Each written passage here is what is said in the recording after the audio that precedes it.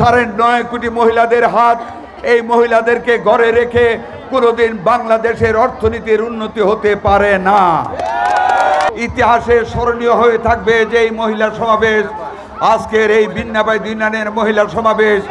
আপনারা যারা এসেছেন আপনাদেরকে জানাচ্ছি আমার নেতা জনাব তারেক রহমানের পক্ষ থেকে, বেগম খালেদা জিয়ার পক্ষ থেকে আন্তরিক শুভেচ্ছা, ধন্যবাদ ও মোবারকবাদ।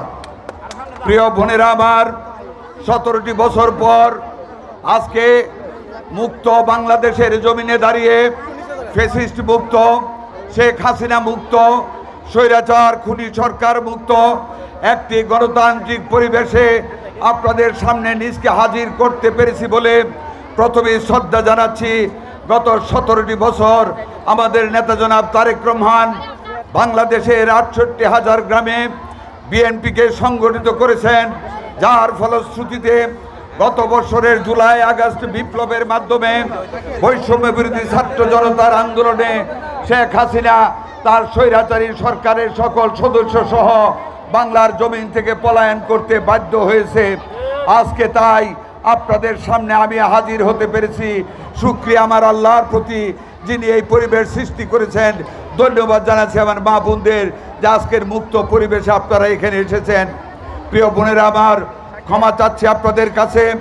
আমরা ভাবতেও পারি নাই যে এত হাজার হাজার মহিলা আজকের এই সমাবেশে হাজির হবে, যেই কারণে আপনাদের কষ্ট হচ্ছে।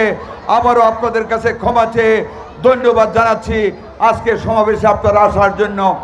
প্রিয় বোনেরা আমার, আমরা যে আন্দোলন করেছি, বৈষম্য বিরোধী ছাত্র জনতার আন্দোলন, 71-এর মুক্তিযুদ্ধ, সব কিছুর মূলে ছিল আপনাদের আমাদের গণতান্ত্রিক অধিকারকে বাস্তবায়িত করা, যাতে করে আমরা ভোট দিতে পারি, যাতে করে আমরা আমাদের প্রতিনিধি নির্বাচন করে গণতান্ত্রিক বাংলাদেশ প্রতিষ্ঠিত করতে পারি, যাতে করে আমরা আমাদের জনকল্যাণে সকল কাজ করতে পারি।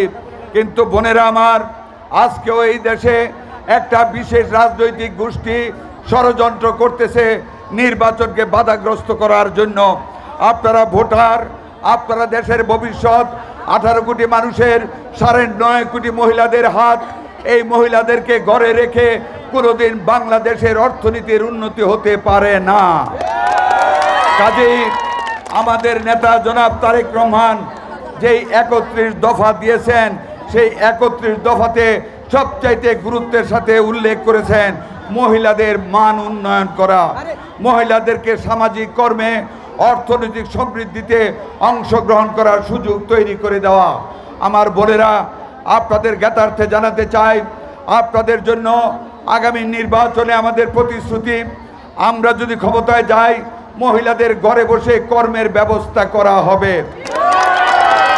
আপনাদের যাতে করে শুধু স্বামীর উপর, যাতে সন্তানের উপর শুধু নির্ভর না করতে হয়, আপনাদের যাতে করে আরেকটা আত্মমর্যাদার সৃষ্টি হয় সমাজে, যাতে করে পারিবারিক বিষয়ে স্বামী সংসারে আপনারা যাতে আর্থিক সহযোগিতা করে আপনাদের ইজ্জতকে, আপনাদের গুরুত্বকে বৃদ্ধি করতে পারেন, সেই জন্য অনেকগুলি পরিকল্পনা আমাদের দলের রয়েছে, যেইগুলির মধ্যে ঘরে ঘরে কুটির শিল্প পৌঁছে দেওয়া, আপনাদের শিক্ষিত মেয়েদের নার্সিং সহ সকল কাজের ব্যবস্থা করা। আমরা ক্ষমতায় যাওয়ার 1 বছরের ভিতর মেয়ে এবং ছেলেদের, যুব সমাজের 1 কোটি চাকুরির ব্যবস্থা করব ইনশাল্লাহ। কোনো বেকার রাখবো না। আপনাদের কর্মসংস্থানের লক্ষ্যে মনোহরদী বেলাবরের গ্রামে আমাদের বন্ধুদেরকে, শিল্পোদ্যোক্তাদের নিয়ে আমাদের সরকারের সহযোগিতায় বিভিন্ন শিল্প কারখানা স্থাপন করা হবে। আপনাদেরকে ঘরের দরজা থেকে বাসে করে সেই কারখানায় নিয়ে আপনাদের চাকুরির ব্যবস্থা করে মেয়েদের জীবনযাত্রার উন্নতি করা হবে। নারীদেরকে নির্যাতনের হাত থেকে রক্ষা করা আমাদের আরেকটি প্রতিশ্রুতি। আমাদের একটি মা বোনকে কোনো সংসারে নির্যাতন করতে দেওয়া হবে না। শিক্ষিত যুবতী মেয়েদেরকে উত্ত্যক্ত করা সম্পূর্ণভাবে নিষিদ্ধ করে দেব, করতে পারবে না।